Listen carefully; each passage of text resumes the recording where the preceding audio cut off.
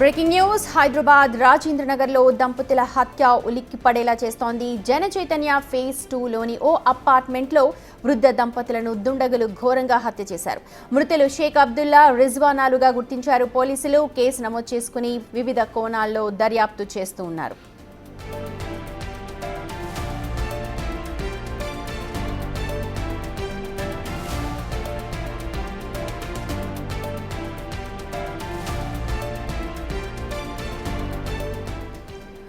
హైదరాబాద్ రాజేంద్రనగర్లో వృద్ధ దంపతుల హత్య కేసు ప్రస్తుతం ప్రతి ఒక్కరిని ఉలిక్కి పడేలా చేస్తోంది. అయితే అపార్ట్మెంట్లో జరిగిన ఈ హత్యపై పలు అనుమానాలు తావిస్తూ ఉన్నాయి.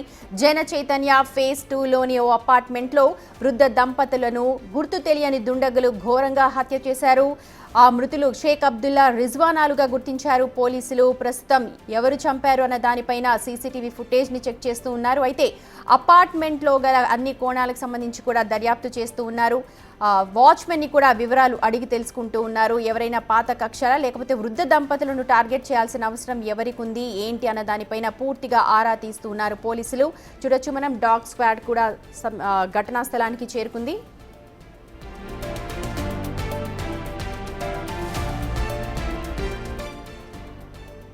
హత్య జరిగిన ప్రాంతం నుంచి అప్డేట్స్ అందించడానికి మా ప్రతినిధి సురేష్ లైవ్ లో జాయిన్ అవుతున్నారు. సురేష్, పోలీసులు ప్రాథమికంగా ఏం చెప్తూ ఉన్నారు? అసలు సీన్ ఆఫ్ అఫెన్స్ ఏంటి ఒకసారి చెప్పండి.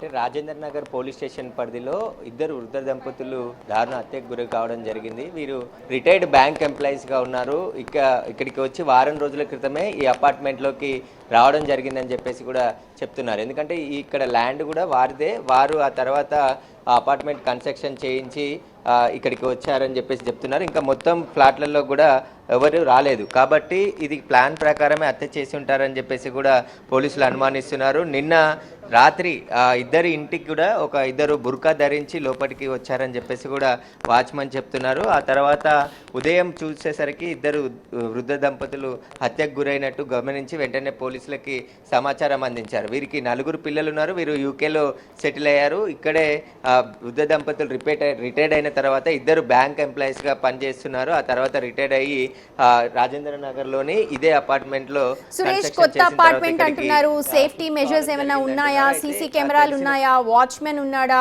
లేకపోతే అసలు వాళ్ళు తీసుకున్న అపార్ట్మెంట్ ఎదురుగా ఎవరైనా ఉన్నారా? ఇంకా ఫుల్ ఫ్లెడ్జ్డ్ గా ఆక్యుపై అవ్వలేదు అంటున్నారు కదా.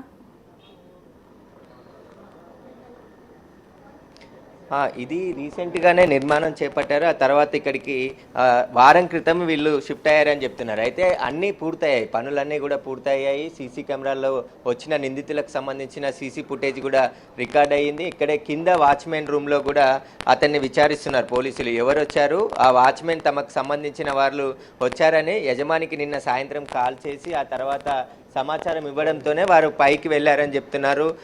ఎవరైతే దంపతులు చనిపోయారో వారికి సంబంధించి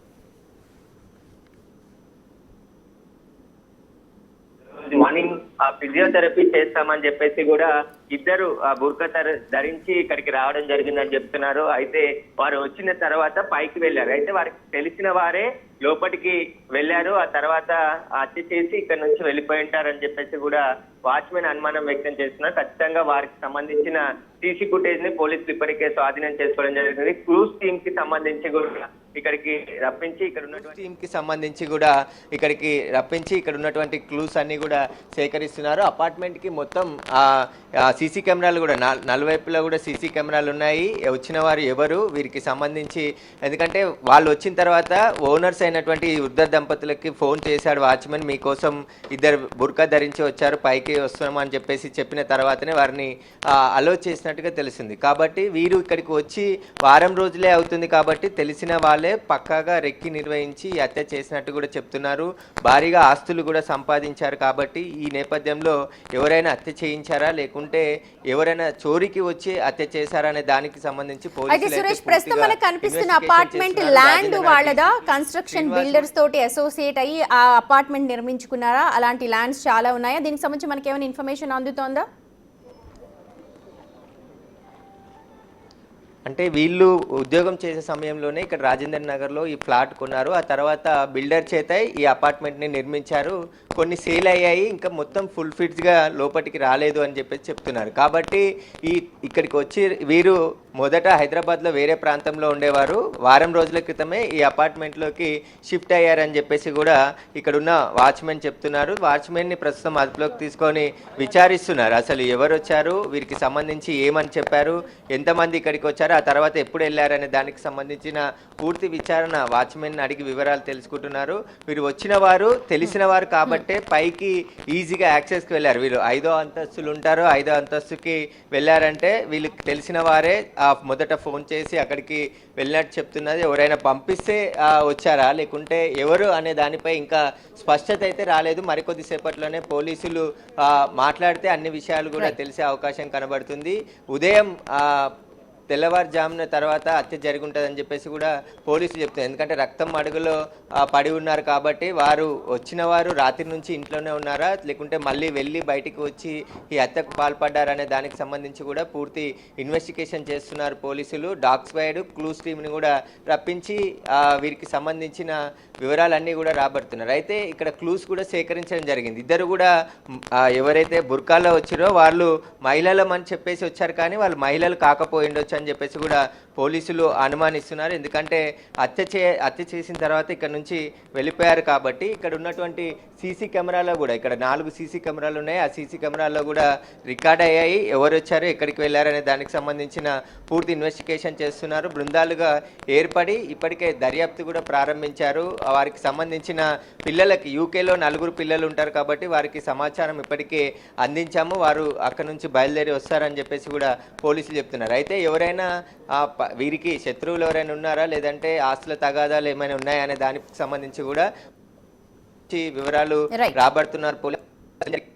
ఎప్పుడైనా తన గొడవలు జరుగుతున్నాయా వాటికి సంబంధించి కూడా పూర్తి వివరాలన్నీ కూడా తెలుసుకునే ప్రయత్నం పోలీసులు చేస్తున్నారు. ప్రస్తుతం ఇద్దరి మృతదేహాలను కూడా ఇక్కడ నుంచి ఉస్మానియా హాస్పిటల్కి పోస్ట్ మార్టం నిమిత్తం తరలించే అవకాశం కనబడుతుంది. అడిషనల్ డీసీపీ ఉన్నారు, ఒకసారి మాట్లాడదాం. సార్ ఏం జరిగింది? డీసీపీ గారు వస్తారు, ఆయన క్లియర్గా అందరికీ ప్రెస్ అడ్రస్ చేస్తారు.